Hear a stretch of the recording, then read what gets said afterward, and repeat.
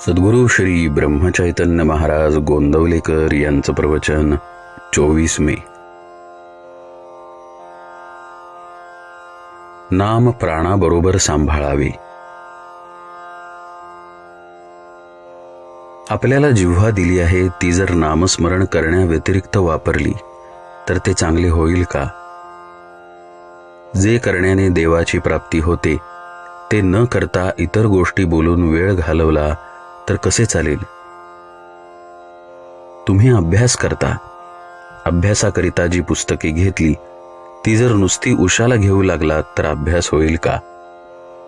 म्हणून म्हणतो, आपल्याला जिव्हा दिली आहे तिचा उपयोग नामस्मरण करण्याकरिता करा. प्रकृती चांगली सुदृढ आहे, चांगले धट्टेकट्टे पाय आहेत. ते जर देवाच्या प्राप्तीकरता वापरले नाहीत तर पाय नसलेले काय वाईट? तुमच्या पुढे ब्रह्मानंद बुवांचे प्रत्यक्ष उदाहरण असून असे का करता? त्यांनी काय केले पहा. त्यांनी नामस्मरणाशिवाय दुसरे काहीच केले नाही. त्यांनी प्राणाबरोबर नाम सांभाळले. तुम्हाला तितके जरी करता आले नाही तरी जसे देहावर प्रेम करता तसे तरी नामावर ठेवा. आताच्या दिवसात तर कलीचा एक एक दिवस देवावरचा भाव घालवायला कारण होतो.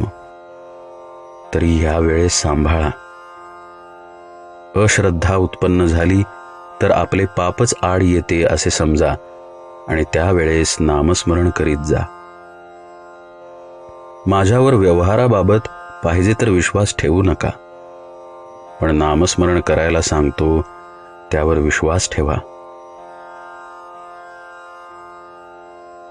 नाम व्यवहाराकरिता उपयोगात आणू नका. नामस्मरण नामाकरताच करीत जा, म्हणजेच खरा आनंद तुम्हाला मिळेल. दिवसातून किती वेळ नामात घालवला त्याचा रोज विचार करीत जा आणि काही वेळ तरी नामात घालवण्याचा निश्चय करा, म्हणजे विश्वास वाढत जाईल. खरे समाधान तुम्हाला नामातच मिळेल. भगवंताचे नाम हे स्वयंभू आणि स्वाभाविक आहे. नामाबद्दल संशय किंवा विकल्प आले तरी ते तसेच आग्रहाने घ्यावे. सर्व संशय आपोआप नाहीसे होतील.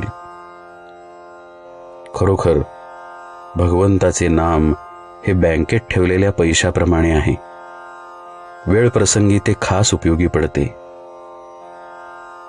विकल्पांच्या उच्चाटनाची गुरुकिल्ली म्हणजे नाम होय.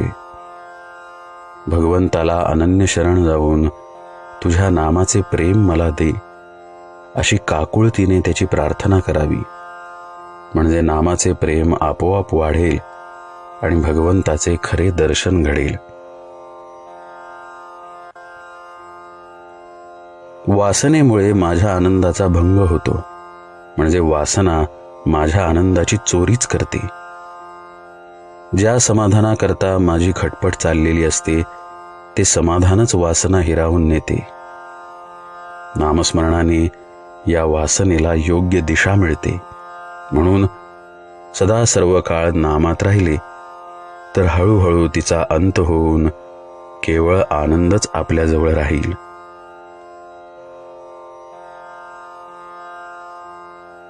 आपण आपल्या जिभेला नामाचा चाळाच लावून घ्यावा. पहिल्याने विसरेल, पण सवयीने आपोआप आठवेल. जानकी जीवन स्मरण जय जय राम.